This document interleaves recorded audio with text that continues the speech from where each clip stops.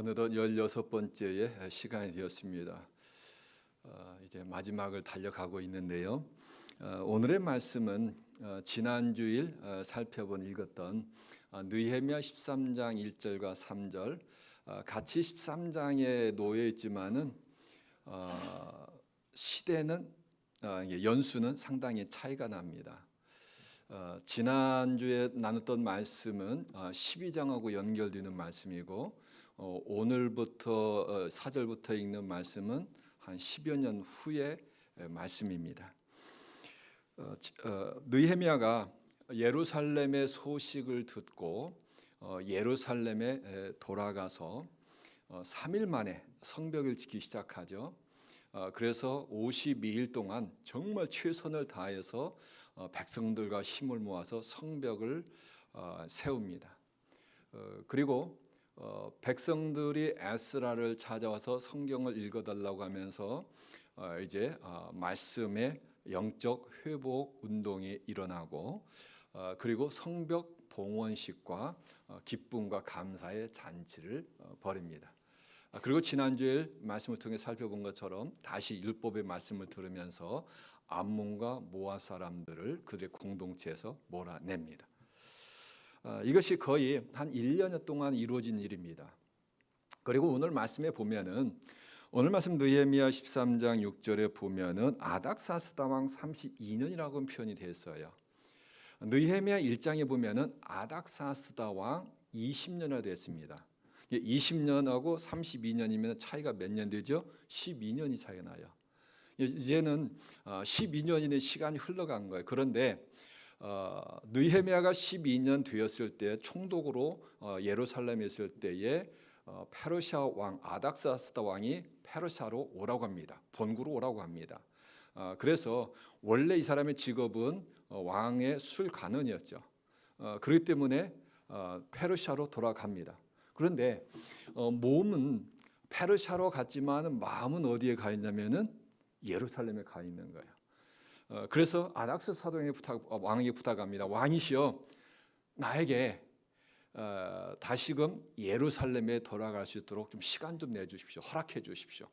그리고 허락을 받아서 예루살렘으로 돌아갑니다. 그런데 예루살렘 돌아가 보니까 너무나도 엄청난 일이 벌어져 있는 것입니다. 아주 엉망진창이 되어 있는 모습을 보게 됩니다. 도저히 일어날 수 없는 일이 일어났는데 예루살렘 성전, 스룹바벨 성전이죠. 스룹바벨 그 성전 뜰에 도비아라고 하는 사람의 방이 놓여져 있는 것입니다. 도비아는 암몬 족속의 족장이었습니다. 그런데 그 사람을 위해서 방이 만들어져 있고 거기에 있었던 모든 물건들을 밖으로 내던져 바깥으로 다 옮겨졌다고 하는 것이죠. 이러한 것을 보고서 너무나도 느헤미야가 분노하는 모습이 오늘 말씀에 나옵니다. 먼저 오늘 말씀 느헤미야 13장 4절과 5절 이렇게 말씀하고 있죠. 이전에 우리 하나님의 전의 방을 맡은 제사장 엘리야십이 도비아와 연락이 있었으면 도비아와 가까이 지냈다고 하는 것입니다.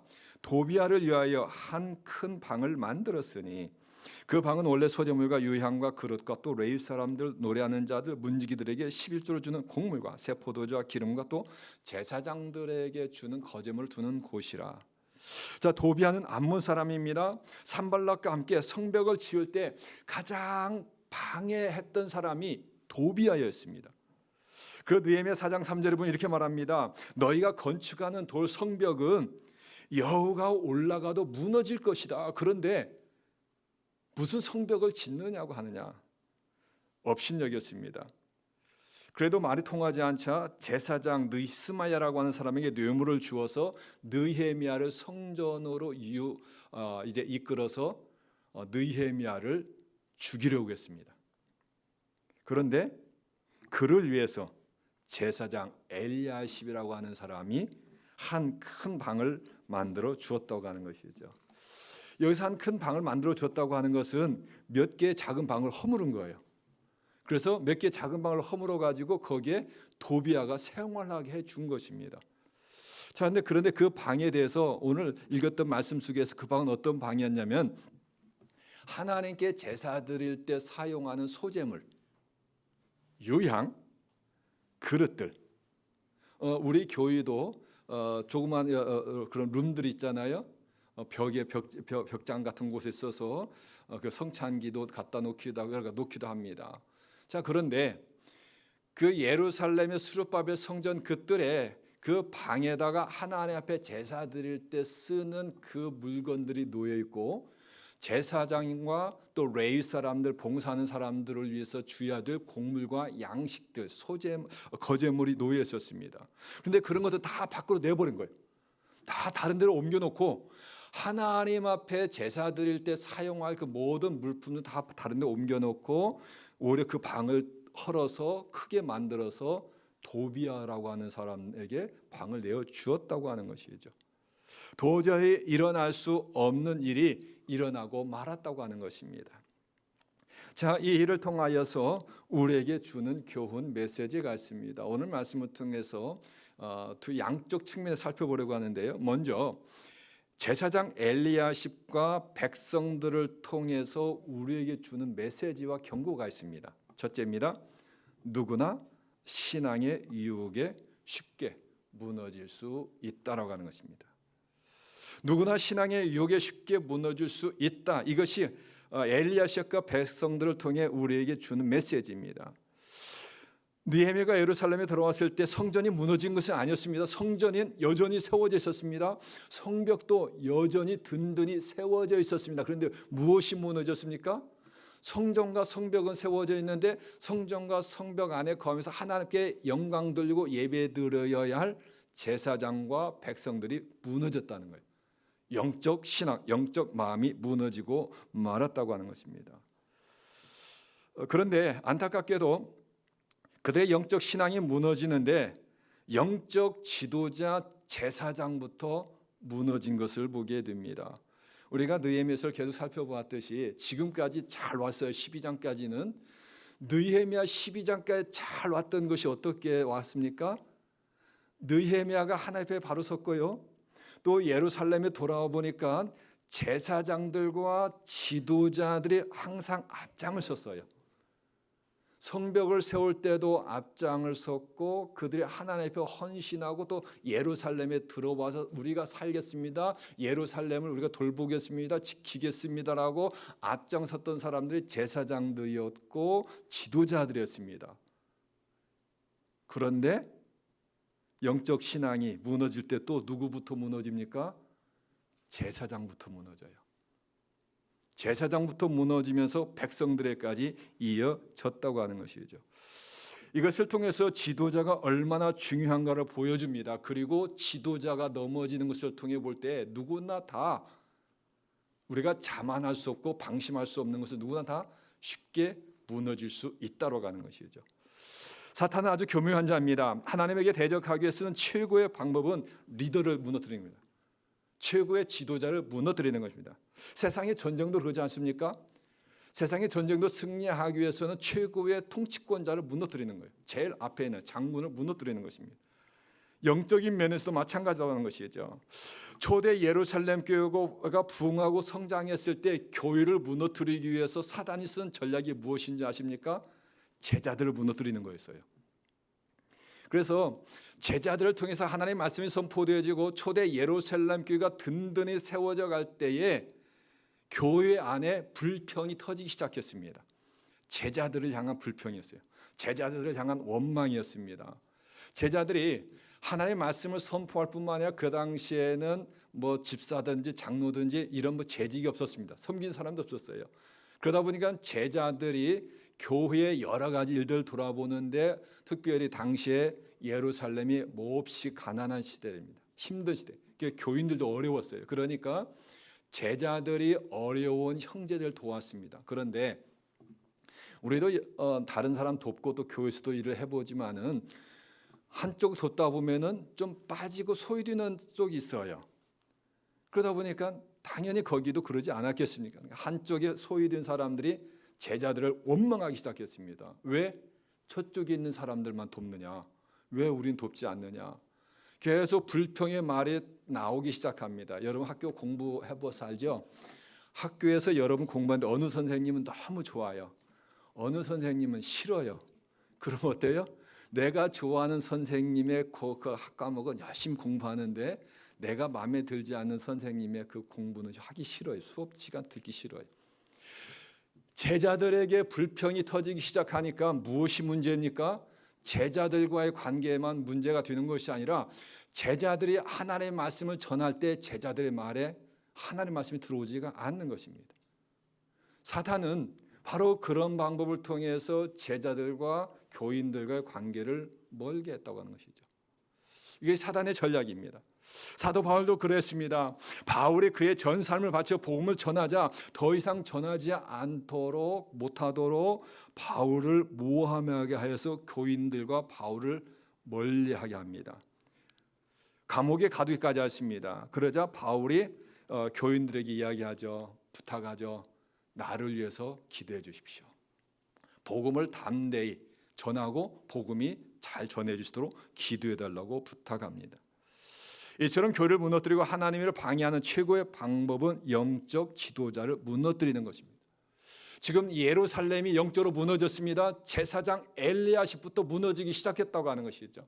제사장 엘리야십이 무너지자 모든 백성들도 함께 무너집니다. 그리고 성전 안에 누가 들어와요? 도비아가 들어왔다고 하는 것이죠.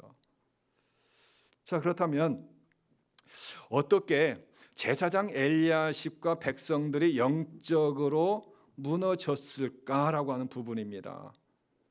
오늘 말씀을 통해서는 특별히 그런 내용이 나오지 않지만은 전체적인 이 흐름을 통해서 우리가 알 수 있는 것은 뭐냐면은 그들에게서 말씀이 떠났다는 것이에요. 그들이 말씀을 떠났다는 거예요. 기도에 잠을 자고 있었기 때문이고 예배에서 멀어졌음을 볼 수가 있습니다. 느헤미야가 있을 때에 그 11년 12년 동안은 어땠습니까? 느헤미야가 있을 때 백성들은 에스라를 청하여서 하루에 6시간씩 성경을 들었습니다. 그리고 그 이후에는 3시간씩 말씀을 듣고 3시간씩 기도했어요. 이게 말씀과 기도가 있었고요. 또 그들이 절기를 지켰습니다. 예배가 있었다고 하는 것이죠. 말씀과 기도, 예배가 있을 때는 그들이 영적으로 든든히 세워져 있었습니다. 그런데 말씀과 기도와 예배가 약화되면서 그들에게 가까이 다가온 사람이 있습니다. 도비아가 왔다고 하는 것이죠. 도비아는 암몬의 족장으로 권력자로서 정치로 힘 있는 자였습니다. 그는 사마리아 총독 산발락과도 아주 가까운 자였죠. 외기적으로도 힘 있는 자였습니다. 이에 유대인 귀족들은 도비아 자녀들과 결혼을 시켜 사돈 관계를 맺습니다. 제사장 엘리야십도 도비아와 친밀한 관계를 맺으면서 성전의 뜰에 있는 방을 내어 주었다고 하는 것이죠. 이러한 모습을 통해서 우리에게 주어지는 거, 우리도 내가 신앙생활 20년 했느냐, 30년 했느냐, 40년 했느냐, 50년 했느냐 아무 관계가 없어요. 목사인가, 장로인가, 집사인가 아무런 관계 없어요. 우리가 말씀과 기도, 예배에서 멀어지면은 우리도 똑같이 엘리야십이 될 수가 있습니다. 교회 안에 도비아를 두려울 수 있고 우리의 가정 가운데, 우리의 심령 가운데 도비아라고 하는 세속적인 것을 얼마든지 우리의 방의 한편에 내어줄 수가 있다고 하는 것이죠. 성경의 사람들도 말씀과 기도와 예배에서 멀어질 때 영적 유혹과 시험에 사정없이 무너지는 걸 보게 됩니다. 예수님과 함께 3년 동안 가장 가까이서 예수님의 말씀을 들었어요. 가르침을 배웠고요. 예수님께 행하신 기적을 다 보았습니다. 뭐 병자를 고치는 것만 아니라 죽은 자까지 살리는 그러한 기적을 봤어요. 풍랑이 멈추는 자연현상까지 다스리시는 예수님의 능력을 보았습니다. 그런데 그 베드로조차 기도에 잠을 잘 때 어떻게 했습니까? 시험에 들지 않고 깨어 기도하라고는 예수님의 말씀에 그대로 순종하지 못하고 잠을 잤을 때 그는 예수님을 3번이나 모른다고 부인하고 저주하고 맹세하였습니다. 사정없이 넘어졌다고 하는 것이죠. 하나님 마음에 아파하는 왕으로 칭찬받았던 다윗, 영적으로 한순간 방심하였을 때에 어제 토요 새벽 기도에 살펴본 것처럼 영적으로 한순간 방심하니까 우리 안에 밧세바를 범하게 되었고요.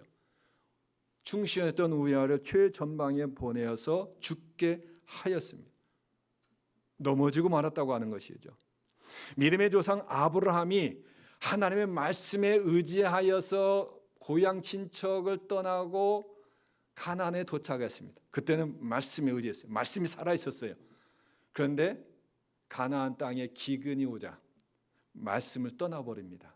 그리고 애굽으로 내려가다가 아내라 하지 않고 누이라고 거짓말하고 부끄러움을 당하고 어려운 일을 당하고 다시금 가나안 땅으로 돌아오는 그러한 아브라함의 연약한 모습을 보게 됩니다. 믿음의 조상 하나님의 합한 왕이었던 다윗, 베드로 그 사람들만 그럴까요? 모세, 엘리야, 이사야 할 것 없이 성경의 하나님의 종들도 시시각각 넘어지는 것을 보게 돼요. 이걸 통해 볼 때에 우리도 언제든지 넘어질 수밖에 없는 연약한 인간들이라고 하는 것이죠. 그러기에 예수님께서 말씀하신 것처럼 시험에 들지 않게 깨어 기도하라는 말씀하심처럼 기도로 깨어 있어야 됩니다. 예수님께서 사탄에게 시험 받으실 때 기록되었으되라고 하며 말씀으로 물리치셨던 것처럼 우리가 말씀 안에 말씀을 굳건히 붙잡고 있어야 된다고 하는 것이죠. 그럴 때에 우리가 이 시험에서 이길 수가 있습니다. 자, 이제 오늘 말씀을 통해서 느헤미야를 통해서 우리에게 주어지는 두 번째의 메시지입니다. 자, 이미 내가 넘어졌어요. 이미 내 안에, 우리 가정 안에, 교회 안에 도비아가 들어오고 말았습니다. 세속적인 세상의 물결이 들어오고 말았어요. 죄악이 들어오고 말았어요. 그랬을 때 어떻게 해야 될 것인가입니다. 두 번째로 도비아를 몰아내라입니다. 도비아를 몰아내라. 오늘 말씀 8절과 9절 말씀입니다. 내가 심히 근심하여 도비아의 세간을 그 방 밖으로 다 내어 던지고 명령하여 그 방을 정결하게 하고 하나님의 전에 그릇과 소재물과 유향을 다시 그리로 들여 놓았느니라. 아멘. 자, 느헤미야는 도비아가 성전에서 방에서 지내는 것을 보고 이 8절과 9절에서 보면은 세 가지가 이어져요. 첫째는 내가 심히 근심하였다. 느헤미야가 그 모습을 보고 심히 근심하였습니다. 염려와 걱정과 고민에 빠졌다고 하는 것이죠. 이것은 먹고 사는 것에 대한 세상적인 염려가 아니라 영적 고민과 근심이었습니다. 어떻게 하면 죄에 빠진 이스라엘 백성들을 다시금 신앙 안으로 돌아오게 할 것인가에 대한 근심이었다고 하는 것이죠. 고린도후서 7장 10절에 보면 두 종류의 근심이 있어요. 우리가 세상에 수많은 염려와 걱정, 근심하는데 성경에는 딱 두 종류를 이야기합니다. 하나는 하나님의 뜻대로 하는 근심, 하나는 세상의 근심이라고 합니다. 그런데 우리가 대부분 하는 근심은 무슨 근심이에요? 세상 근심이에요. 고린도후서 7장 10절에서 이렇게 말합니다. 세상의 근심은 사망을 이루는 것이라. 세상의 근심은 아무것도 쓸모가 없다는 거예요. 세상의 근심이라고 하는 것은 우리의 마음을 죽이는 거예요. 우리의 삶을 죽이는 거예요. 우리의 기쁨을 죽이고 우리의 행복을 죽이는 것입니다. 세상의 근심은 전혀 우리에게 도움이 되지 못한 백해무익한 것이기 때문에 세상의 근심을 할 필요가 없다고 해요. 그런데 우리가 해야 할 근심이 있습니다. 하나님의 뜻대로 하는 근심에 대해서 있습니다. 하나님의 뜻대로 하는 근심은 후회할 것이 없는 구원에 이르게 하는 회개를 이루는 것이라. 하나님의 뜻대로 하는 근심은 구원에 대한, 나의 죄에 대한 이 근심인 거예요. 하나님, 내가 죄를 지었습니다. 내 안에 도비아가 들어왔습니다. 내 안에 잊지 말아야 할 더러운 생각이 들어왔습니다. 미움, 근심, 시기, 질투, 증오심, 분노, 이러한 것들이 내 안에 들어오고 말았습니다. 하나님, 어떻게 해야 될까요? 내가 죄를 범죄하고 말았습니다. 내 입술로 범죄하였습니다. 하나님, 어떻게 해야 될까요? 하나님의 뜻대로 하는 근심은 나의 영적인 신앙에 대한 고민입니다. 그리고 그 누군가의 영혼 구원을 위해서, 하나님, 우리 가족 중에 나의 자녀 가운데에, 나의 친척 가운데에 믿음 가운데 떨어진 식구가 있습니다. 어떻게 해야 될까요? 어떻게 하면 구원을 이루게 할까요? 어떻게 복음을 전할까요? 이것이 하나님의 뜻대로 하는 근심이라고 하는 것이죠. 이러한 근심은 우리에게 유익한 것입니다. 하나님께서 기뻐하시는 것입니다. 그런데 지금 바로 느헤미야가 내가 큰 근심에 내가 심히 근심하였다. 성전에 있지 말아야 할 도비아가 들어와 있는 것을 보고 심히 근심하였습니다. 그리고 두 번째로 느헤미야는 그 근심을 행동으로 옮깁니다. 즉각적으로 도비아를 몰아냈다고 하는 것이죠. 내가 심히 근심하여 도비아의 세간을 그 방 밖으로 다 내어 던지고, 단호하게 방 안에 있는 도비아의 모든 물건들을 다 성전 밖으로, 다 뜰 밖으로 던져버렸습니다. 그리고 도비아를 몰아냈다고 하는 것이죠. 도비아의 이런 행동은 훗날 예수님께서 예루살렘 성전을 정결케 한 성전 정화 사건을 보여줍니다. 십자가를 지시기 위해 예루살렘에 가신 예수님께서 성전에 들어가셨을 때 매매하는 자들이 있었죠. 6월절이 되면은 전국에 있는 모든 남자들은 다 올라오게 됩니다. 흩어져 있는 헬라 지역 곳곳에 흩어져 있는 유대인들도 다 옵니다. 수십만 명이 몰려오는 거죠. 그때에 그 먼 곳에서 양을 끌고 염소 끌고 올 수가 없잖아요. 너무 머니까. 그러니까 돈을 가지고 와요. 또 그들 쓰고 오는 돈이 있어요. 근데 성전에 쓰는 돈이 있어요. 그 돈 동전을 바꿔야 돼요. 그럼 거의 이득을 취하는 겁니다. 그리고 양과 염소 제물로 드릴 제사들을 그 제물을 바꿔주는데 흠 있는 걸 받는 거예요. 흠 있는 거 이런 것을 또 파는 거예요. 많은 돈을 바꿔요. 예수님께서 분노하시고 상을 뒤엎으시고, 그리고 예수님께서 그들을 다 내쫓으셨다는 것이죠. 그리고 예수님이 말씀하시고 내 집은 만민이 기도하는 집이라 너희가 강도의 소굴로 만들었구나라고 예수님께서 분노하셨습니다. 바로 이러한 모습이 느헤미야를 통하여 보여지고 있다고 하는 것이죠. 즉각적으로 도비아를 몰아냈습니다. 구약의 성전이나 오늘날 교회는 어떤 곳입니까? 하나님 앞에 예배하는 곳이죠. 하나님께 기도드리는 곳이고, 예수님 말씀하시던 내 집은 기도하는 집으로 말씀하신 것처럼 기도하는 집이고, 하나님 앞에 찬양을 올려드리는 곳이고, 말씀이 선포되는 곳입니다. 하나님과 그의 백성들이 영적으로 만나는 곳입니다. 우리가 지금 함께 여러분 만나고 같이 예배드리는 것처럼 우리가 그리스도 안에서 한 형제자매죠.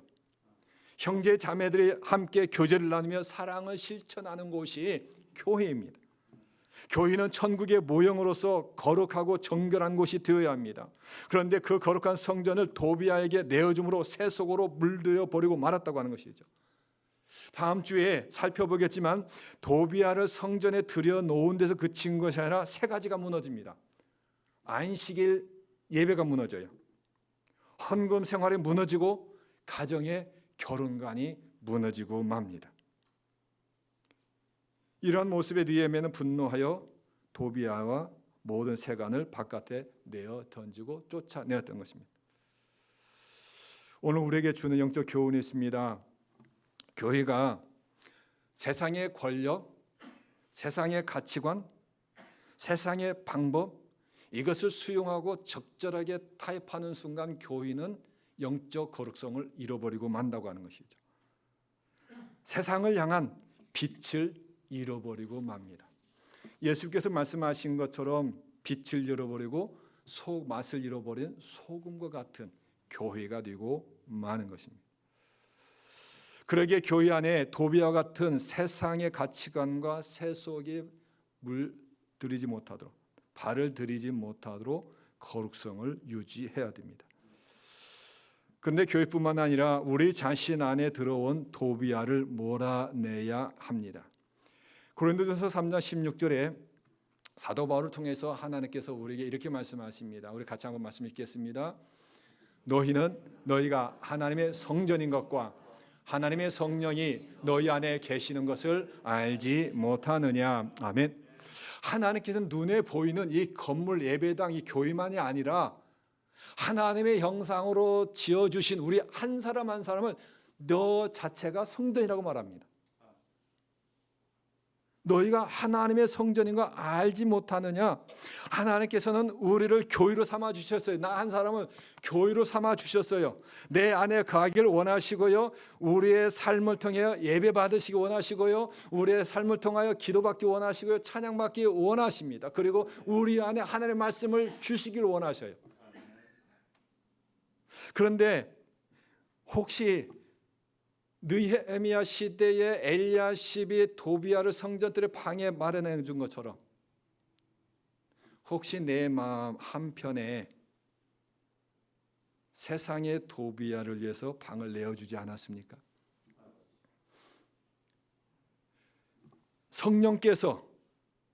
성령을 통하여 하나님께서 우리 안에 계시길 원하시는데 하나님도 내 방 안에 마음의 방 한편에 모시고 또 다른 방 하나에 세상적인 도비야를 내가 모시고 있지는 않은지 살펴봐야 세상의 가치관, 세상과 적절하게 타협하려고 하는 것, 하나님보다 더 의지하는 물질, 이게 도비야거든요.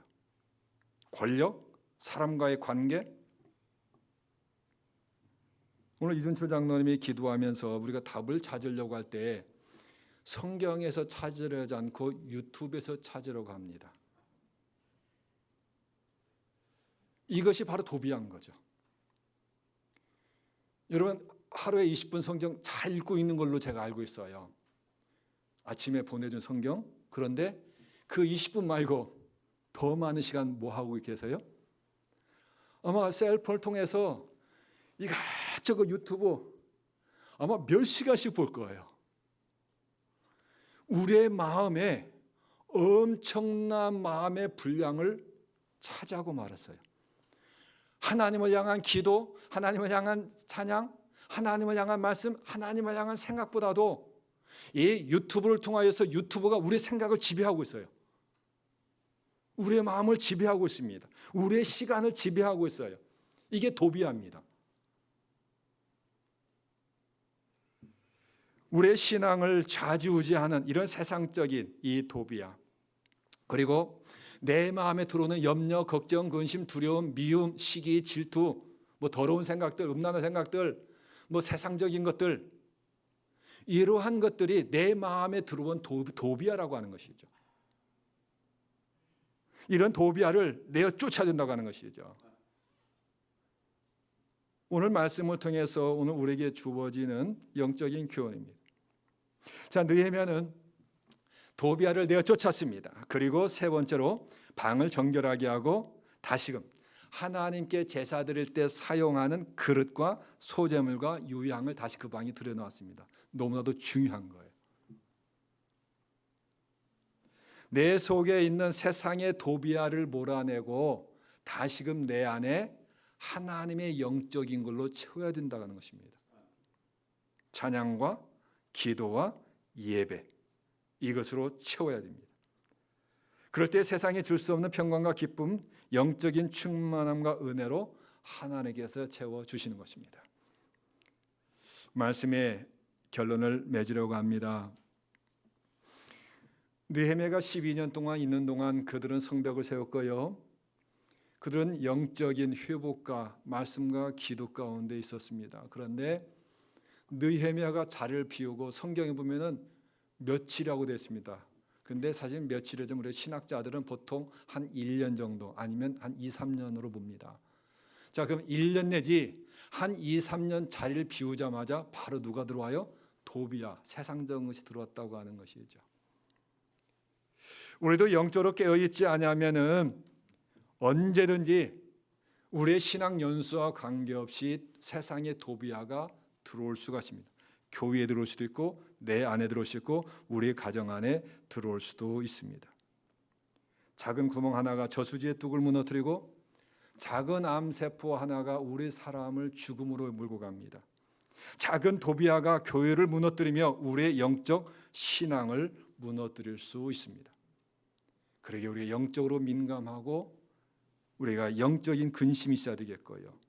영적인 근심 가운데 도비야를 내몰아내고 세상의 도비야를 몰아내고 말씀과 기도와 예배의 영성으로 채워야 할 줄로 믿습니다.